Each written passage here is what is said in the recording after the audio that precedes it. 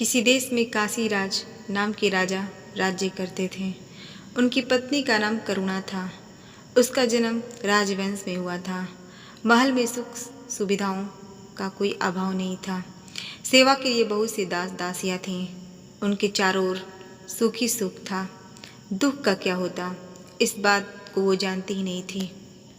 करुणा बहुत ही अधिक सुंदर थी। राजा उनसे अथाह प्रेम करते थे। उनके मुख से बात निकलने भर की देर थी कि उसके पूरा होने में देर नहीं लगती थी। दिसंबर का महीना था। कड़कड़ाती ठंड पड़ रही थी। एक दिन रानी ने वरुणा नदी में स्नान करने का निश्चय किया। राजा ने आज्ञा दी कि वरुणा की ओर जाने वाले सारे मार्ग रोक दिए जाएं और सभी घाट खाली कर दिए जाएं। आदेश होते ही सभी मार्ग रोक दिए गए। नदी के तट और घाट निर्जन हो गए। जो लोग घाटों के पास झोपड़ियाँ बनाकर रह रहे थे, वो भी उन्हें छोड़कर चले गए।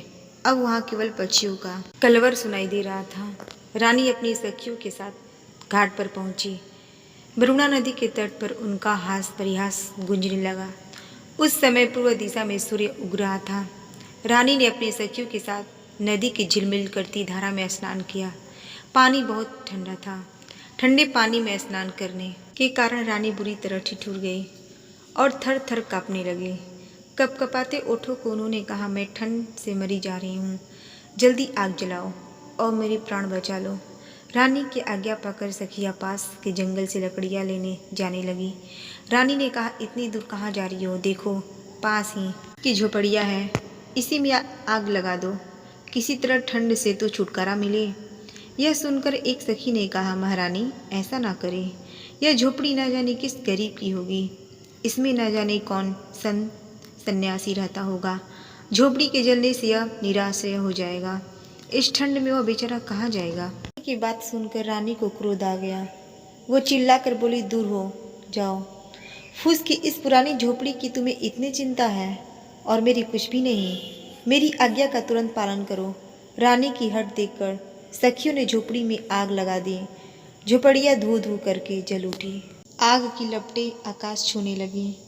नदी के किनारे खड़े पेड़ों पर बैठे हुए पक्षी कोलाहल करते हुए आकाश में उड़ गए।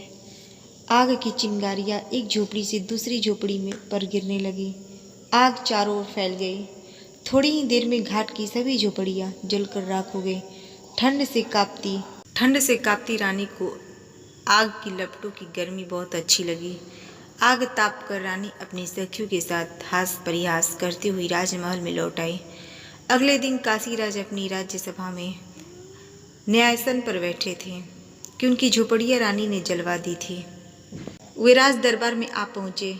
रोते हुए रुंधे गले से उन्होंने राजा से अपनी दुख भरी कहानी सुनाई। अपनी प्रजा की बातें सुनकर राजा का सिर लज्जा से झुक गया। उनका चेहरा क्रोध से तमतमा उठा। वे सभा से उठकर एकदम राजमहल में चले गए। पूर्ण स्वर में राजा ने कहा, रानी तुमने निर्दोष दिन दुखियों के घर जला दिए। यह तुम्हारा कैसा राजधर्म है? यह सुनते ही रानी रूठ कर बोली, उन फूस की पुरानी टूटी फूटी झोपड़ियों को आप घर कह रहे हैं? उनके न रहने से किसी को क्या हानि हो सकती है? और अगर होगी तो कितनी अपनी रानी के एक क्षण के प्रमोद के लिए लोग न जाने कितना धन खर्च कर डालते हैं, और आप एक घास फूस की झोपड़ियों के लिए इतना क्रोध कर रहे हैं। राजा ने दासियों को रानी के सभी राजश्री वस्त्र आभूषण उतारने और भिखारी के कपड़े पहनाने को कहा। राजा की आज्ञा से दासियों ने महारानी के राजश्री वस्त्र और आभूषण उतार दिए और भिखारिन के कपड़े पहना दिए। रानी को राजमहल से बाहर ले जाकर राजा ने कहा, जाओ दिन होकर घर घर की भीख मांगो। तुमने अपने एक क्षण के सुख के लिए जिन गरीबों लोगों की झोपड़ियों जला दिया था, तुमने उन्हें बनवाना होगा।